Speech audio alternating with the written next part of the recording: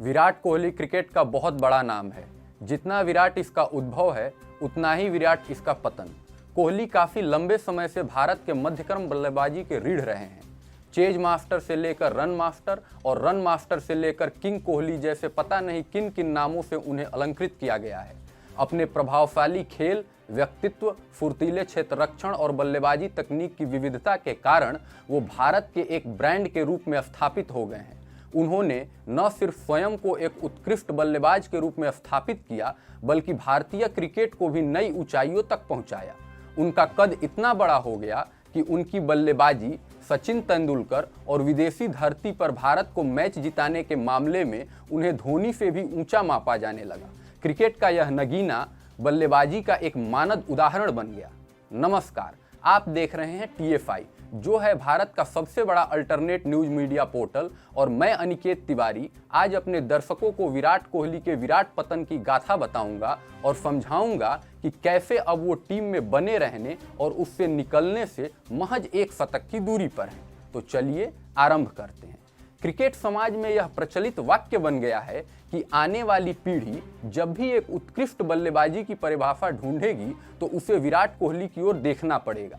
पर फिर अचानक से ऐसा क्या हुआ जिससे वो द्रुत गति से पतन की ओर जाने लगे? इस विराट पतन का कारण है उनका अहंकार। वे स्वयं को खेल से भी बड़ा मानने लगे।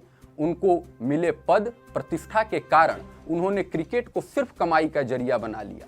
क्रिकेट से मिली सफलता का उपयोग उन्होंने अपने खेल को निखारने के लिए नहीं, बल्कि आर्थिक कॉन्ट्रैक्ट पाने के लिए किया। शायद वो मान चुके थे कि अब वो इतने निपुण हो चुके हैं कि उनकी खेल में कोई सुधार की आवश्यकता ही नहीं है। फिर धोनी के जाने के बाद उन्हें कप्तानी सौंपी गई। इस पदवी ने उनमें उत्तरदायित्व का भाव जगाने के बदले उनके अहंकार में और भी वृद्धि की। अब वो खुद को खेल, टीम और देश से भी ऊपर समझने लगे। उनके इन्हीं अहंकारी स्वभाव के कारण टीम के सदस्यों और हितों के साथ उनका टकराव प्रारंभ हो गया। खेल पर ध्यान देने के बजाय वो टीम को सेकुलरिज्म और दिवाली मनाने के तौर तरीकों पर ज्ञान देने लगे, जिसके कारण हम चैंपियंस ट्रॉफी हारें, टेस्ट चैंपियनशिप हारें, वर्ल्ड कप हारें, T20 हारे और हारते ही चले गए।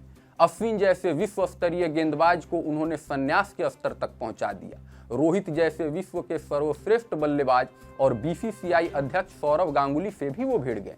टीम का चयन और संयोजन योग्यता और परिस्थिति के आधार पर नहीं, बल्कि कोहली के साथ खिलाड़ियों के संबंधों के आधार पर होने लगी।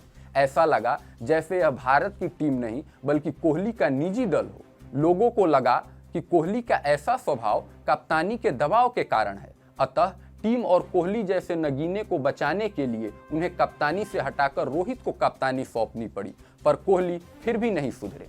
अहंकार जनित उनकी हठ धर्मिता जारी रही। खबरें उड़ती रही कि कोहली रोहित की कप्तानी और रोहित कोहली की कप्तानी में नहीं खेलना चाहते। इस कारण उनसे खेल के हर प्रारूप की कप्तानी छीन ली गई।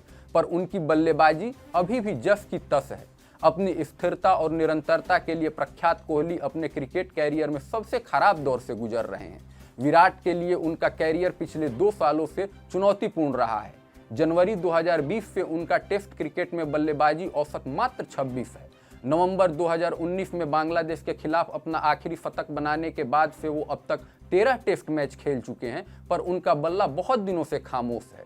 इस खामोशी से उन पर दबाव बढ़ रहा है और यह दबाव उनके क्रिकेट कैरियर में नकारात्मक प्रभाव डाल रहा है। कोहली की उम्मीदें क्षीण हो रही हैं। उनकी ढलती उम्र के साथ फॉर्म और बल्लेबाजी भी ढलान पर है। दरअसल विराट कोहली का टेस्ट क्रिकेट में प्रदर्शन इतना खराब है कि ऑस्ट्रेलियाई चैनल 7 क्रिकेट द्वारा एक ट्वीट साझा करते हुए उनके टेस्ट बल्लेबाजी औसत की तुलना ऑस्ट्रेलियाई तेज गेंदबाज मिशेल स्टार्क से कर दी गई। मिशेल स्टार्क का टेस्ट क्रिकेट में बल्लेबाजी औसत 38.63 कोहली की तुलना में भी बेहतर है। हालांकि ये बात एक स्थापित सत्य है कि कोहली भारतीय क्रिकेट टीम के महानतम बल्लेबाजों में से एक हैं और यह तुलना अपमानजनक थी, जिसके लिए वसीम जाफर ने भी ऑस्ट्रेलियाई मीडिया को खूब खरी खोटी भी सुनाई। पर सबसे विराट प्रश्न जो अभी तक अनुत्तरित है कि आखिर कोहली के 72वें शतक अभिवादन को स्वीकार करने के लिए देश को और कितनी प्रतीक्षा करनी पड़ेगी। हाल के वेस्टइंडीज दौरे पर भी कोहली पूरी तरह से फ्लॉप रहे।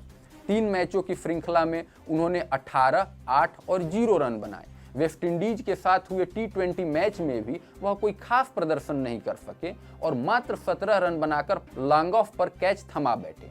उनकी इस पारी में भी मात्र एक ही चौका शामिल था और वो अपनी इस छोटी सी पारी में भी सतत संघर्षरत दिखे। एक समय पर भारतीय मध्यक्रम बल्लेबाजी की रीढ़ समझे जाने वाले कोहली की वजह से आज भारतीय मध्यक्रम इतना लाचार हो गया है। भारत को अपने इस शानदार क्रिकेट रत्न को इतना लाचार देखने की आदत नहीं है। कोहली को वापस से विराट कोहली बनना होगा, वरना विश्व को एक बेहतरीन बल्लेबाज का दुखदाई अंत देखने को मिलेगा।